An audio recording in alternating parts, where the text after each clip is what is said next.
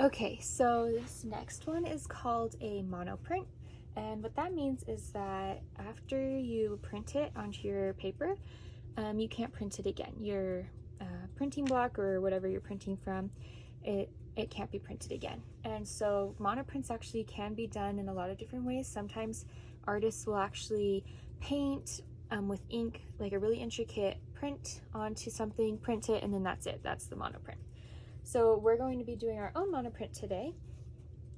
So this one you're going to need a few different materials. You're going to need something kind of waxy.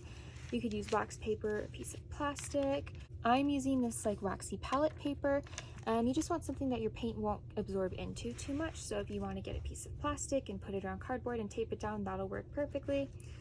So yeah, you'll want that. You're going to want like a Q-tip, or you could even like wrap a tissue around your finger. You just want something so that you can take away the paint with it.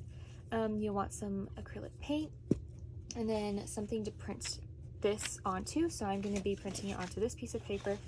And then you want something to put the paint on, so that way you can roll it. And then yeah, those are all your supplies. So the first step is to cover this in paint, and I'm just gonna pour my paint right onto there. And so you could use your brayer.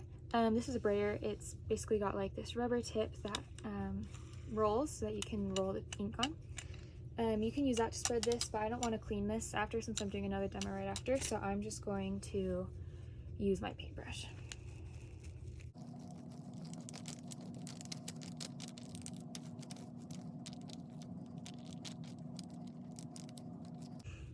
Okay, so once you have that nice and even, you can just take whatever it is you're drawing with. I'm using a Q-tip, and just draw your image on here.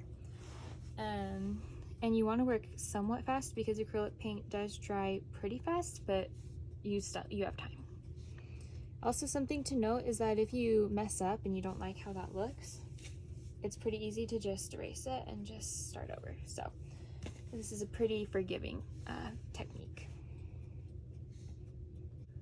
Okay, so I'm all done with this. I just have this like abstract wave going on. So you'll basically take your paper that you're printing onto. You're gonna want to be really careful with this and just place it right onto this image. But if you move it at all once it's down, you will smudge this and kind of smear your image. So you want to just really carefully place it on top, and then you're just gonna kind of tap it down. You don't want to really push it because you don't want to push the image around. Just kind of tapping that into place.